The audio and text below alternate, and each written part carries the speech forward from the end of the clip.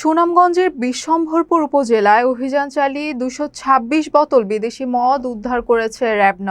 শনিবার রাতে র্যাব-9 সিপিসি-3 সুনামগঞ্জের একটি আভিযানিক দল গোপন সংবাদের ভিত্তিতে বিশ্বম্ভরপুর থানাধীন মথুরকান্দি বড় ব্রিজ সংলগ্ন এলাকায় অভিযান পরিচালনা করে। রাত আনুমানিক 9:55 ঘটনাস্থলে পৌঁছালে র্যাবের উপস্থিতি টের পেয়ে 2 থেকে 3 জন অজ্ঞাত ব্যক্তি দুটি প্লাস্টিকের বস্তা ফেলে দ্রুত পালিয়ে যায়। পরে তল্লাশি চালিয়ে ফেলে যাওয়া বস্তা দুটির ভেতর থেকে মোট 226 বোতল বিদেশি মদ উদ্ধার করা হয়। র্যাব সূত্রে জানা যায়, উদ্ধারকৃত মাদকদ্রব্য জব্দ করে পরবর্তী আইনগত ব্যবস্থা গ্রহণের জন্য বিশ্বম্ভরপুর থানায় হস্তান্তর করা হয়েছে। এ ঘটনায় অজ্ঞাতনামা ব্যক্তিদের বিরুদ্ধে মাদকদ্রব্য নিয়ন্ত্রণ আইন 2018 সংশ্লিষ্ট ধারায় মামলা প্রক্রিয়াধীন রয়েছে। মাদক বিরোধী অভিযান অব্যাহত থাকবে বলে জানিয়েছে র্যাব।